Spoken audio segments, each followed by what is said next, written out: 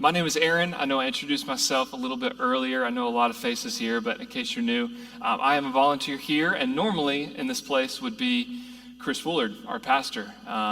He planned to be at CCYC, which is a Christian youth conference where we gather teens around the whole state.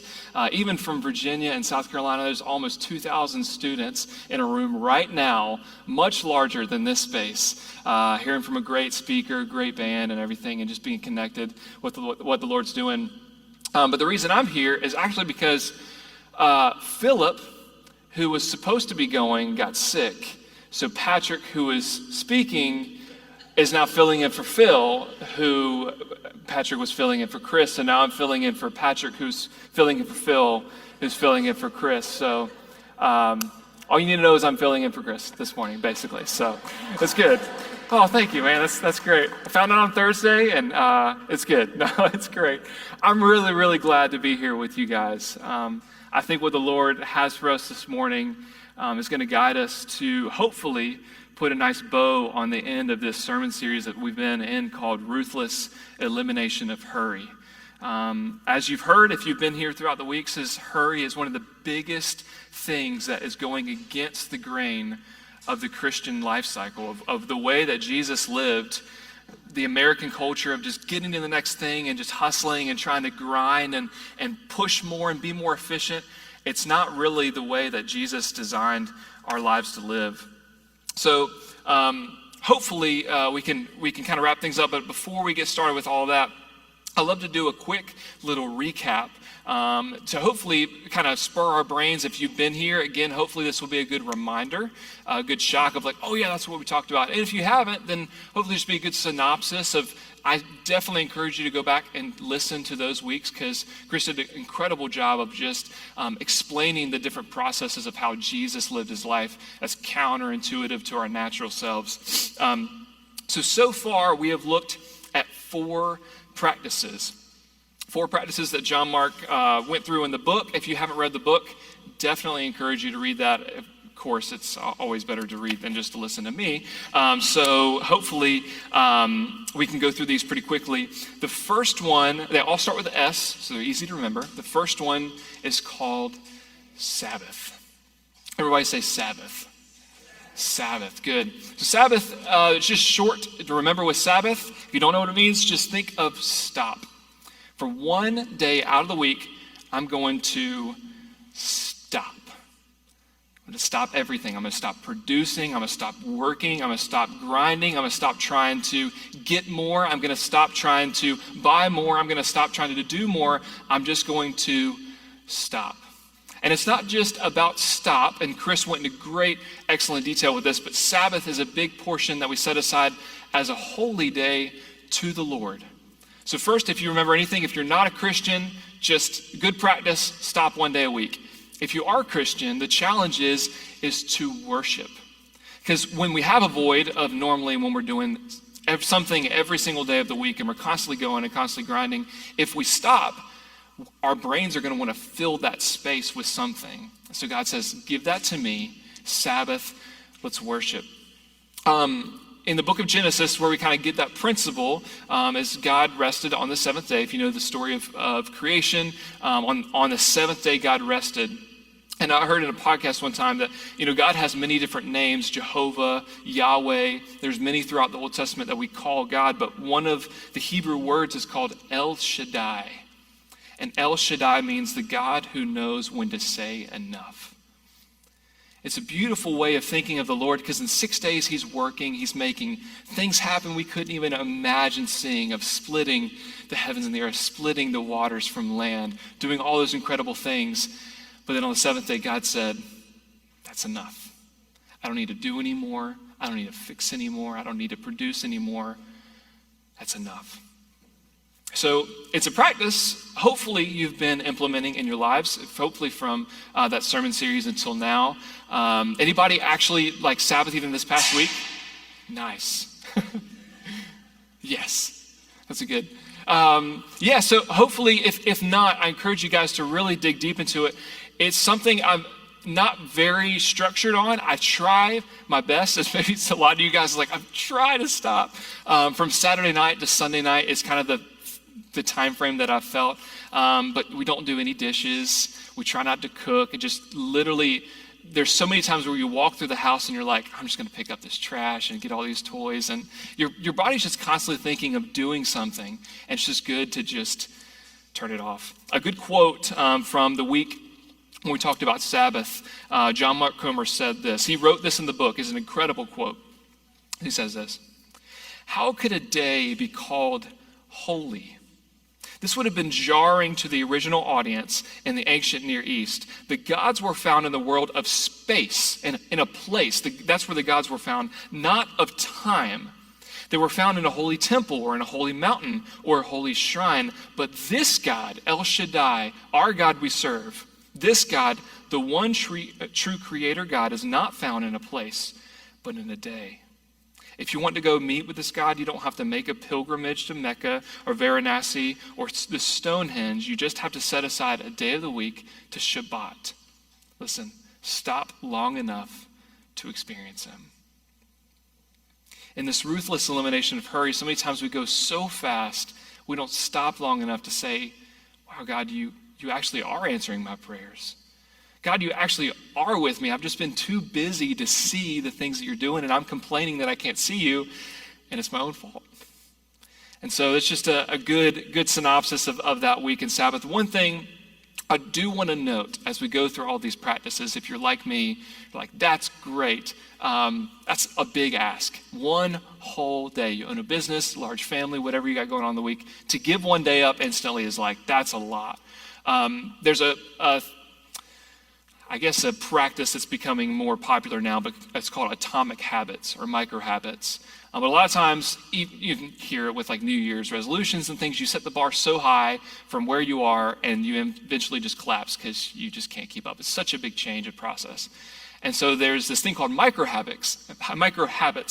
And it's going to sound very silly, but here's a very practical thing. I want to floss my teeth every night.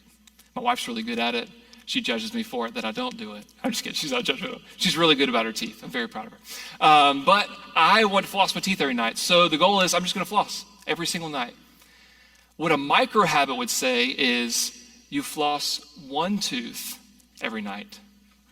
Silly, I know. That doesn't accomplish the goal. You're supposed to floss all the teeth every night so I can make my dentist happy and stop feeling sad when I go get my teeth cleaned. But the thing is that when you, again, it's very silly, when you set the bar so high of what you're not normally do. I mean, just brushing your teeth is a good step. I don't do that all the time. But yeah, starting small, even smaller. It's like, oh no, I'm starting small. Just floss my teeth every night. And you're like, no, smaller. One tooth a night. And then you bump it up and go from there. So anyways, as we go through these practices, remember micro habits. And if it's too large at first, try to condense it to something that's palpable. So the second word is this. Simplicity. First word is Sabbath. Second week, we talked about simplicity or to simplify. So Chris asked some really probing questions. It really got to me. I don't know if it got to you guys, but he asked questions like this. How much stuff do you have? And even right now, as I ask that, just think for a second. How much stuff do you have? Walk in the front door of your house in your mind. Turn to the left, turn to the right, go down the hallway, go in the different rooms, go in your garage, go in your attic, go in your storage shed, go in your second storage shed, go in your storage units that you're paying monthly for. You know, we continue to just get more and more stuff. And then the second question is, how much of that stuff do you really need? A really good way he posed it is if you had to move tomorrow, literally tomorrow, bags are packing, you're moving to California. That would be awful. You're moving to California. What are you going to take with you? The necessities. You're not going to take all this mess with you. You're going to take exactly what you need to travel across the country. Man, that does not sound fun. He has some really good verses that he talked about in that week, talking about simplifying and really Jesus being an expert in the situation, you know, being part of the creation of the whole universe. He says things like this in Luke 12:15. Watch out. That's Jesus with an exclamation point. It's not a period after that. Watch out. Be on your guard against all kinds of greed. Life does not consist in an abundance of possessions. And you look at America, you look at what's going on in the media and our culture, and it's just about more. It's about consuming more. And there's nothing wrong with having stuff. It's the hurry of keeping up with it and misaligning with the path that Jesus has for our life. There's another great verse that Chris shared that week. It says this in Matthew, "Do not store up for yourselves treasures on earth, where moths and vermin destroy, where thieves break in and steal. But store up for yourselves treasures in heaven, where moth and vermin do not destroy." They cannot destroy, where thieves do not break in and cannot break in and steal. For where your treasure is, there your heart will be also.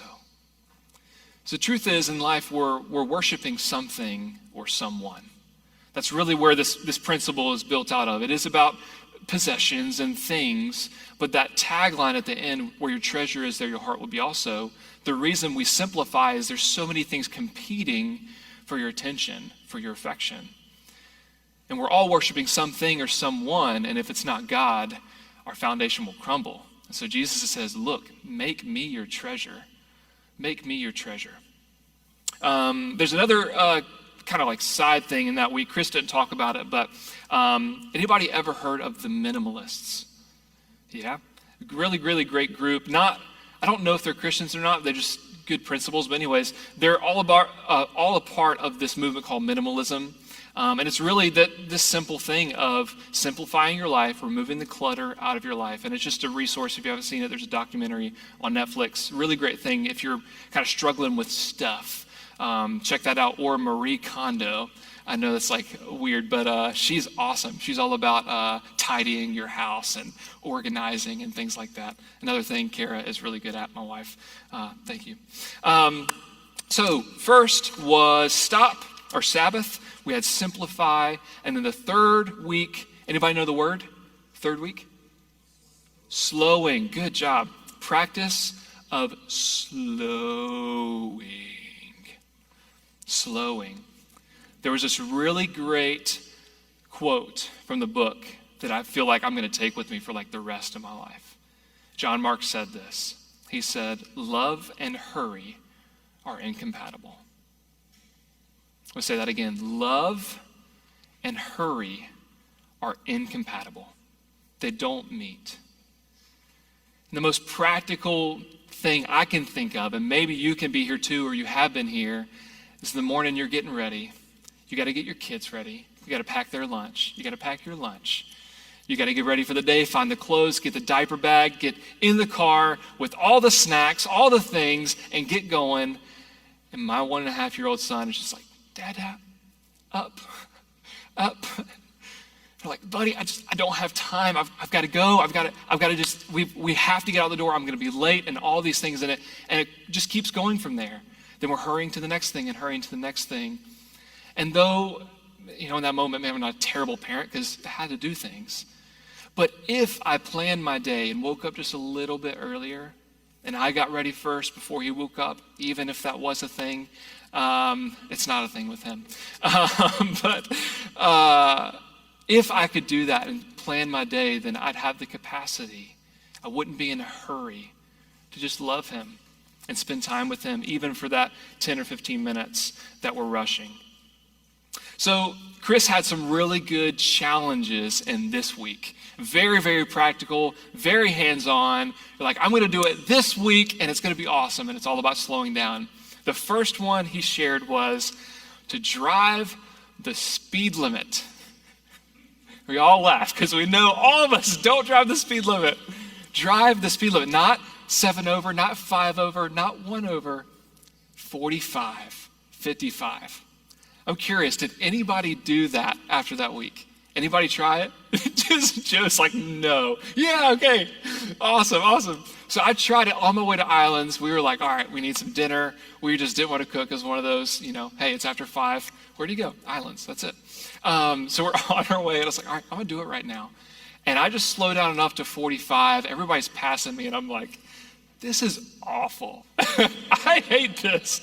I had to put on cruise control. Isn't that sad? My foot will not let me go 45. I have to put cruise control on. That's how wired we are, to just keep going faster and faster. Another challenge was get in the slower lane. Obviously, if you're going 45, whatever lane you're in is the slow lane because people are passing you. Come to a full stop at stop signs. Anybody do that? Always, okay. Maybe I'm wrong there. Don't text and drive. Nobody does that. Yeah, that's so unsafe. You know, you've heard the statistics about texting and driving is actually worse than driving while drunk. Isn't that crazy? So just think about that. Next time you're texting, just imagine yourself drunk. And then, actually, that's a bad idea. Don't do that. But for real, don't do it. Just stop it. It can wait. Press pause. There's so many digital well-being stuff that's so good about removing yourself from all the notifications and everything. This is a good one, good challenge. Show up 10 minutes early for all of your appointments in 1 week. Man, that's a challenge. I mean, especially with Wilmington traffic, you could get there 5 minutes early, 10 minutes early, or 30 minutes late, and you left at the same time. It does not depend on the day. It's just school buses and everything. So get in the longest line when you check out the grocery store. You're that one like with the cart, like, oh, you doing?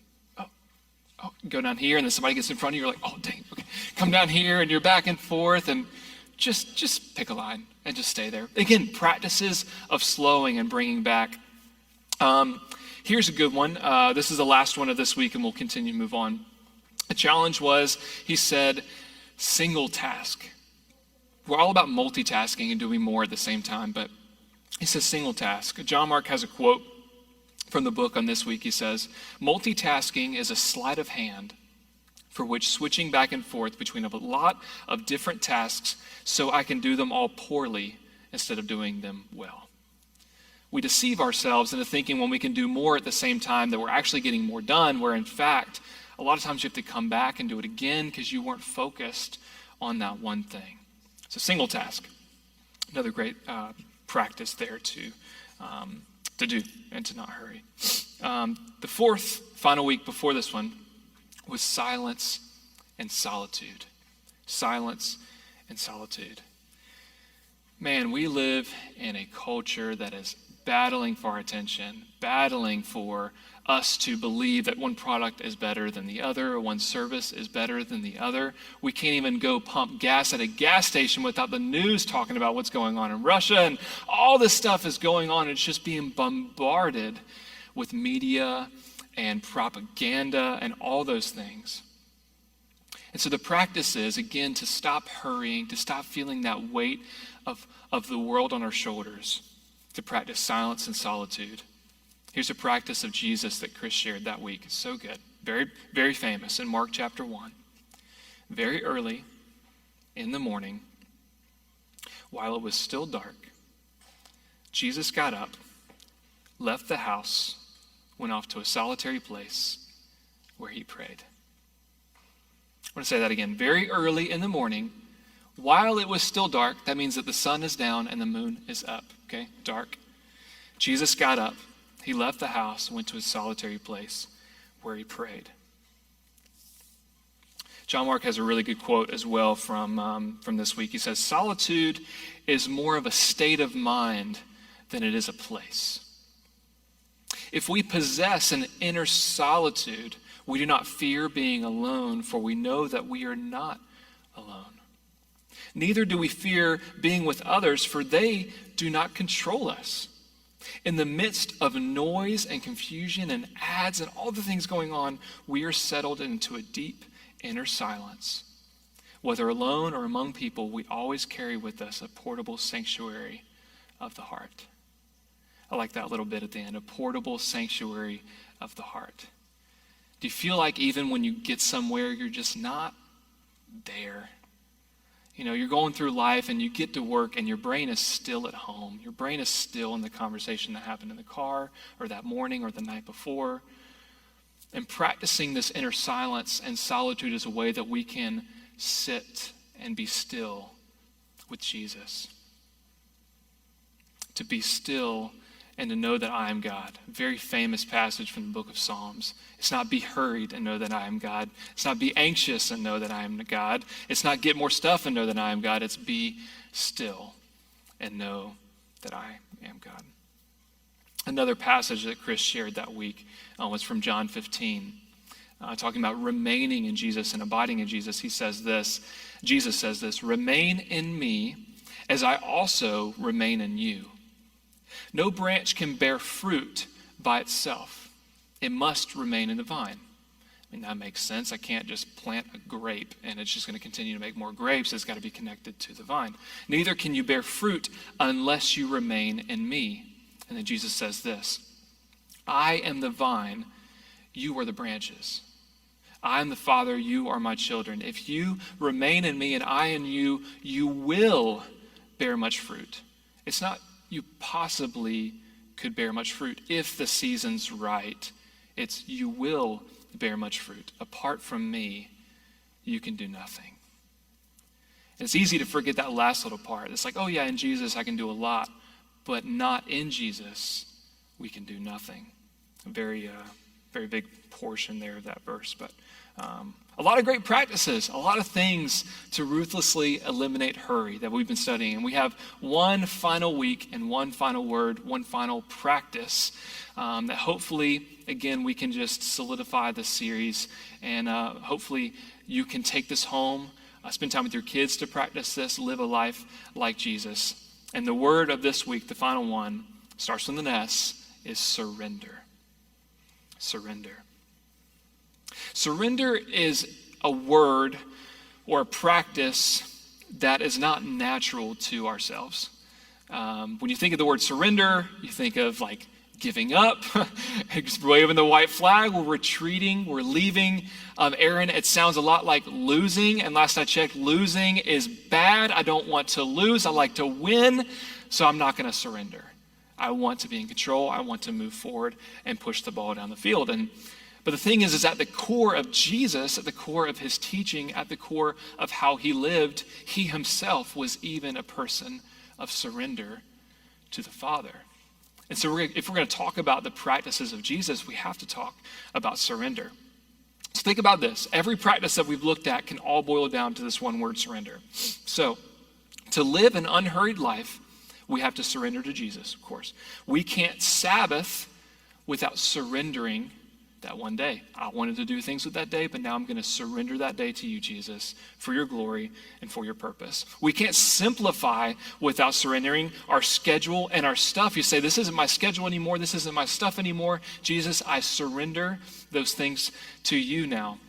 We can't slow down without surrendering our pace of life. If we want to move fast and continue moving forward, Jesus says, no, we're going to slow down. You have to surrender your pace of life. And we certainly can't find silence or solitude if we don't surrender our attention, our emotions, our affection, our busyness. We can't sit in silence and solitude without surrendering those parts of our life to Jesus. And that's a big ask. In 1 week, go through all of that and be like, that's how we are supposed to live life. But remember micro habits. Remember, this is the long game. The long game. The wise are upright and they're looking farther down the field. The crooked are bent, looking down, and will soon destroy them. So, for the rest of our time today, we're going to look into some passages and challenges of surrender. So every week, we'd like to take time to look to the Bible for answers to life's most important questions, the way that we can find a lamp unto our feet, a light unto our path. We use the word to learn by and live by. So if you have your Bibles, go ahead and pull them out, or your phones, Bible app, all great things. Turn to John chapter 14. We're going to spend a little bit of time in there and a little bit of Matthew.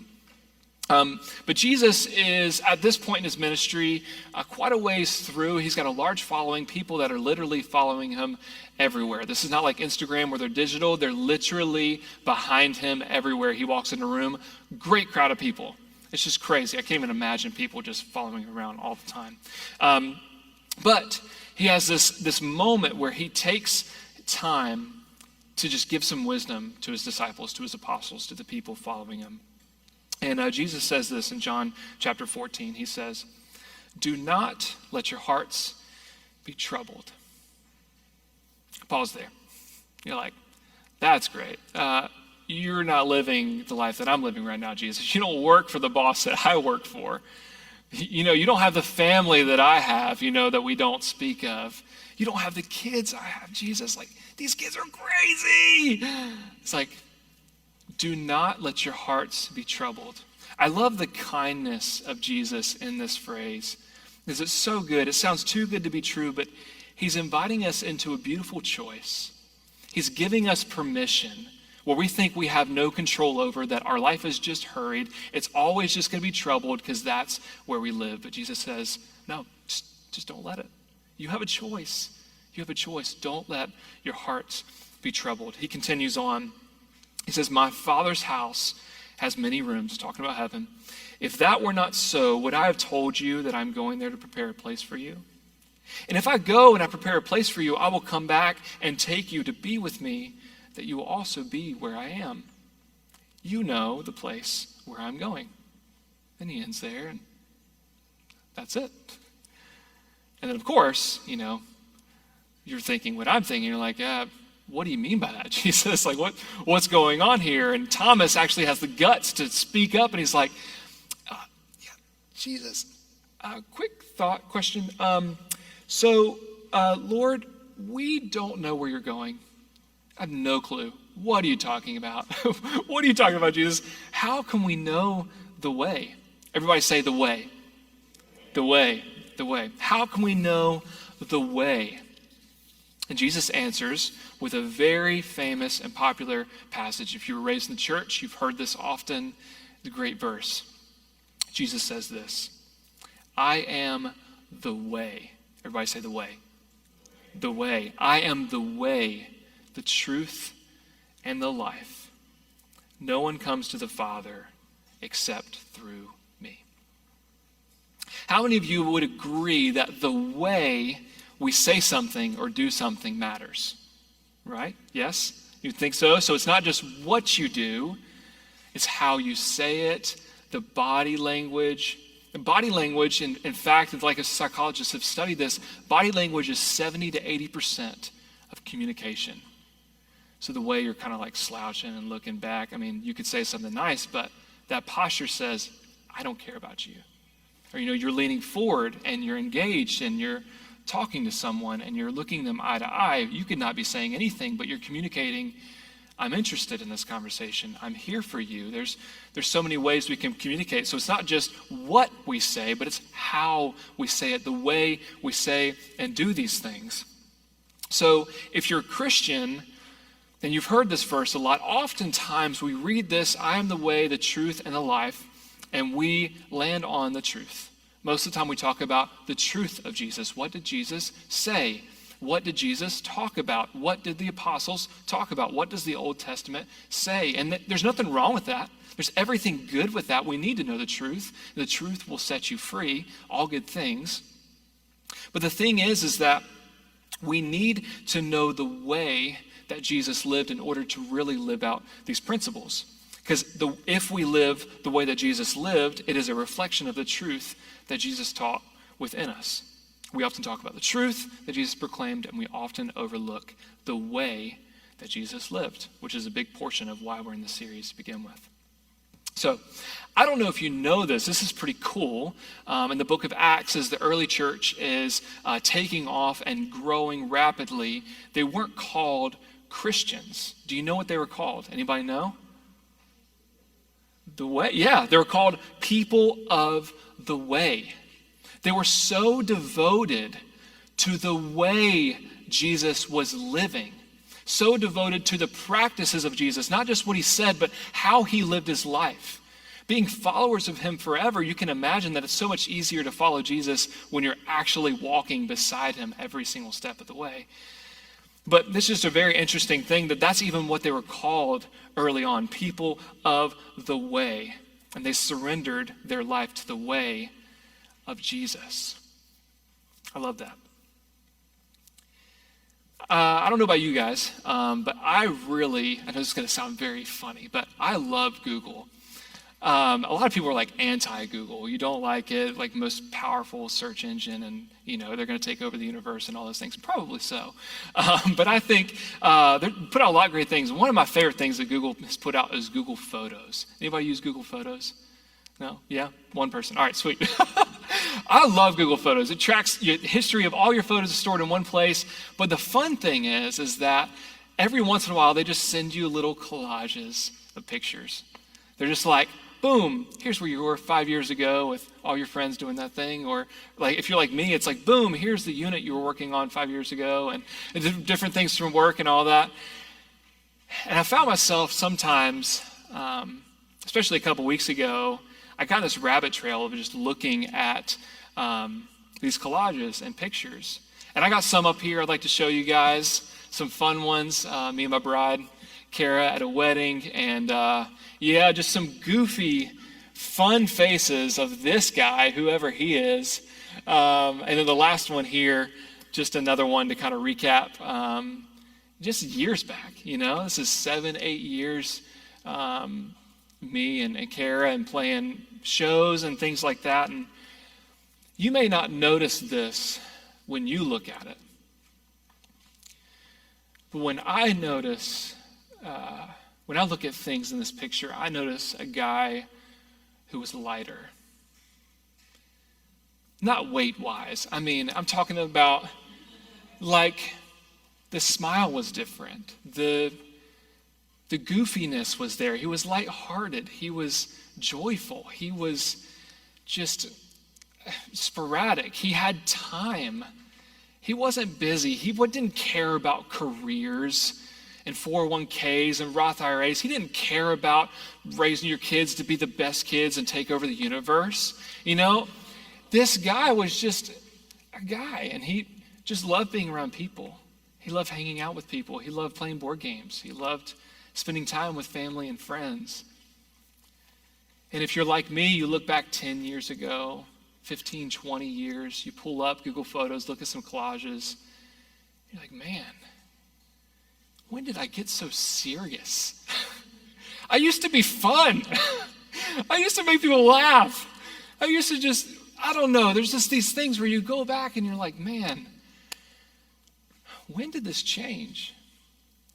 And it's not just a moment. You can't look back at an event and be like, that's when it changed and everything was serious from then on. We're going uphill. We're taking over the world. It's slowly over time. There's a little bit more hurry, a little bit more weight, a little more priorities, a little more respect, a little more responsibility, a little more. And then you just look and be like, man, what is all this for? What is all this for? If you are feeling exhausted, if you are feeling weighed down, if you're feeling heavy burdened, throughout this series we've had a lot of moments and practices to slow you down, to release to Jesus, and Jesus is inviting you into a wonderful invitation that we're going to share right now. The very famous passage again from the book of Matthew. Jesus says this, "Come to me, all you who are weary and burdened, and I will give you rest." Come to me, all you who are weary and burdened, and I will give you rest. It's something weird here if you don't know what it is. He says, take my yoke upon you, whatever the heck that is, and learn from me, for I am gentle and humble in heart. You will find rest for your souls, for my yoke is easy and my burden is light. He says, take my yoke. If you've heard this passage before or heard it spoken in church, you may have been taught this, but just in case if not, a yoke is a tool that is used for plowing or for pulling. You would hook two cattle together, and I have a picture right here of a yoke. You put two animals together so they pull in unison, and they pull together. And then after looking at that, you're like, why the heck would I want that, Jesus? I am exhausted. The last thing I want to do is put that on my shoulders. I want to lay on the couch. I want to watch TV. I want an Epsom salt bath. I want my feet rubbed, That's what I want to do when I'm exhausted. Why would I want to put that on. And these early people in the early church in the first century, they know exactly what they're talking about. They know the use of that tool. They also understand this, that everyone has a yoke on them and they're joined to something. Remember what I was talking about with worship? We're always worshiping something or someone. It's just a matter of who. We're always giving value to something better than ourselves. Maybe it is ourselves, but we're always adding value to something else. So the truth is that we're always yoked to something. And so now if you take that mental picture of, I have a yoke on, it doesn't matter of, am I exhausted or not? I have it on. And Jesus is saying, look, let me join with you. Let me be in yoke with you. Let me pull with you, and I will bring you rest.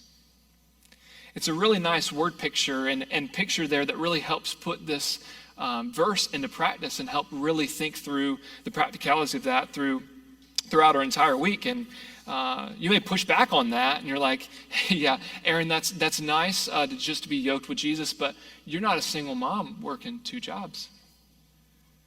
Yeah, I'm not. Aaron, yeah, that's nice to be yoked to Jesus, but you don't have the student loan debt that I have and the car payments and the credit card payments. We have the mortgage. Like, you're right. Aaron, that's nice, but you don't have the kids that I have. Man, they're a mess. They're just taking everything to try to provide for them and do all these things for them. And yeah, you're right.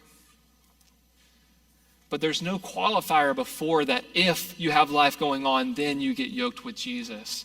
The qualifier is, if you are weary, if you're tired, take my yoke upon you, for my burden is easy and light. Jesus had a pretty big assignment. He wasn't a single mom with 2 jobs. He didn't have student loan debt, credit card debt. But he did have a pretty big assignment, be perfect, save the world, be present to everyone and show them the way to the Father. That's a pretty big assignment, but yet Jesus took the time to surrender to the Father and say, not my will, Lord, but your will be done. Jesus had the time and his pace throughout life to slow down and be with the people that he passed by. Another beautiful picture of this yoke is that, especially when it relates to hurry, is that it won't allow us to speed ahead. If truly we're yoked with Jesus, he's our rock of our salvation. You can't pull past Jesus. You can't pull him away from what he's doing in his mission. If you're yoked with Jesus, you are going to be in line. You're going to fall in with Jesus in this moment here. And the other beautiful thing is, this is one I struggle with. If I'm not pushing forward, I'm going to fall behind. If I'm not going and grinding, I'm not gaining. So another good thing about this yoke, when you're in line with Jesus, you're abiding with him, you remain in him, you're not going to fall behind because the pace of Jesus is perfect. It's set in stone. It's the way we should live our lives. One last passage I'd like to share, and then we'll kind of wrap up in this time of surrender. If you're a Christian or not a Christian yet, the bar is pretty high to be a disciple of Jesus. To surrender is something we don't like doing. Again, it's like losing. I don't want to lose. I want what I want. But the way of Jesus is the way of the future, of life with God, of perfection, of the way we should live on this earth. And Jesus says this to his disciples. He says, whoever wants to be my disciple must deny themselves, take up their cross, and follow me. For whoever wants to save their life will lose it, but whoever loses their life for me will find it. What good will it be for someone to gain the whole world, yet forfeit their soul? At some point in life,